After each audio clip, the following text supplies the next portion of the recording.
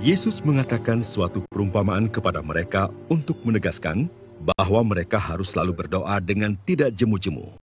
Katanya, dalam sebuah kota ada seorang hakim yang tidak takut akan Allah dan tidak menghormati seorang pun.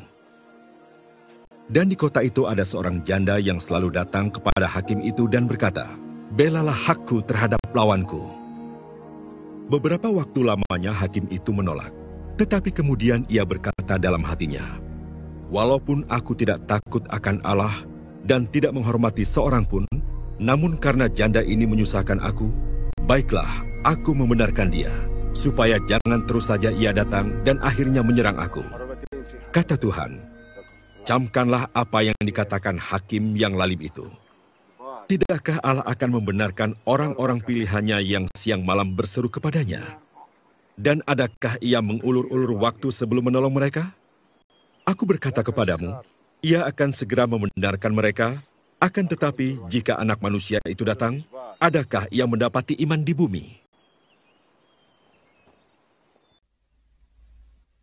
Kalau kita membaca Injil, kita akan temukan bahwa Yesus seringkali berbicara tentang janda.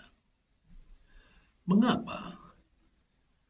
Pada zamannya Yesus, seorang janda itu, terutama bila dia tidak punya anak, hampir pasti mengalami nasib hidup yang pahit. Keluarganya tidak lagi menjaganya. Sebab setelah seorang perempuan menikah, ia bukan lagi anggota keluarga orang tuanya. Keluarga almarhum suaminya pun tidak lagi melindungi haknya. Pasalnya, setelah suami meninggal, ia tak lagi dianggap sebagai keluarga.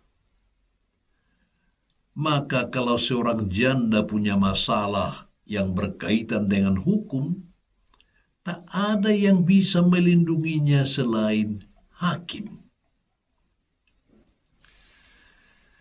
Kita dengar dari perikop Injil tadi bahwa Yesus mengatakan suatu perumpamaan, dan tokoh perumpamaan itu ialah seorang janda.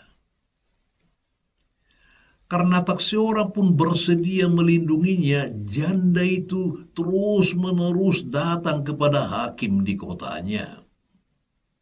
Dan memang hanya hakim yang bisa melindunginya dalam perkaranya. Mungkin saja janda tersebut mengikuti hakim itu kemanapun dia pergi. Ia terus memohon hakim itu untuk membela haknya. Hakim itu adalah seorang yang tidak takut akan Allah. Karena itu hatinya sama sekali tidak tergerak. Meskipun janda itu terus-menerus memohon agar dia sudi membela haknya. Namun karena janda itu sering datang, hakim tersebut lama-lama menjadi risih. Hakim itu merasa janda itu sudah menyusahkannya. Akhirnya supaya janda itu berhenti mengganggunya, hakim itu pun menolong janda itu dalam perkaranya. Melalui perumpamaan ini, Yesus menyampaikan kepada kita bahwa hakim yang tidak benar saja akhirnya luluh karena seorang janda yang gigih mendesak. Apalagi Allah. Allah mempunyai hati yang jauh lebih terbuka untuk mendengarkan seruan kita masing-masing.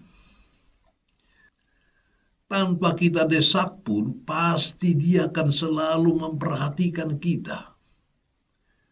Dua-dua kita dikabulkannya bukan karena risih, terganggu atau terpaksa, tetapi karena Dia adalah kasih.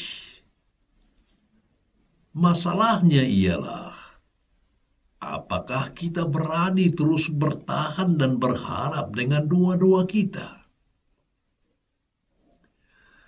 Salah satu spiritualitas dari doa adalah menunggu. Dan sudah barang tentu menunggu itu bukan hal yang mudah. Perlu banyak perjuangan dan usaha. Menunggu memerlukan energi yang tidak sedikit juga. Apalagi jika kita tidak tahu persis kapan yang ditunggu itu akan datang. Atau jangan-jangan malah tidak datang. Menunggu yang tidak pasti jauh lebih membuat kita gelisah dan sering putus asa. Begitulah sering terjadi dengan doa kita.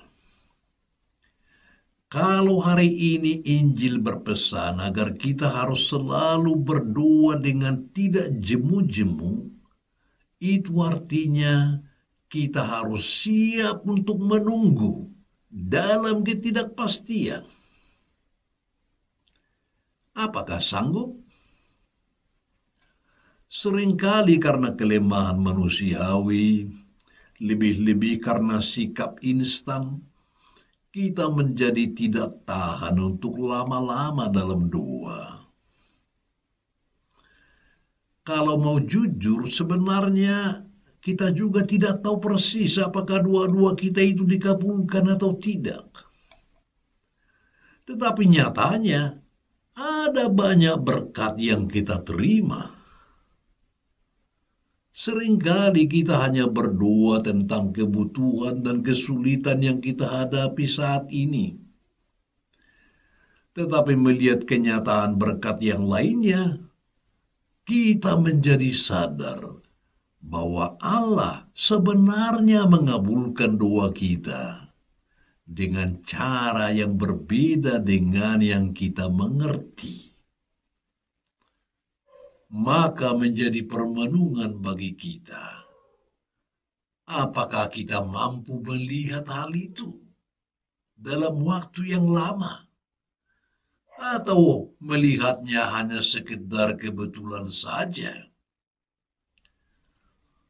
Sering terjadi bahwa kita berbuat persis kebalikan daripada doa yang sebenarnya.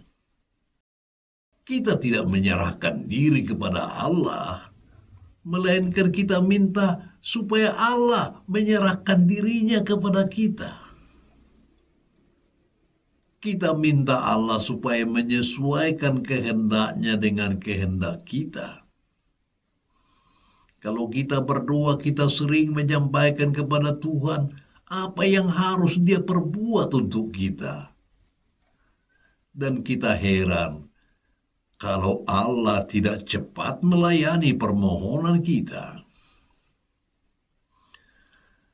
Hari ini kita diingatkan supaya tidak jemu untuk berdoa dan berdoa. Dalam doa kita membuka hati kepada Tuhan, menjadi sadar akan kehadirannya dalam hidup kita, menyerahkan diri kepada kebaikannya dan kehendaknya. Karena kita yakin bahwa Dia sebagai Bapa yang baik akan memberi kepada kita segala sesuatu yang kita butuhkan. Tuhan pasti selalu membuka pintu kerahimannya. Sekarang tinggal kita. Apakah kita juga berani membuka diri untuk rencana dan kehendak Allah?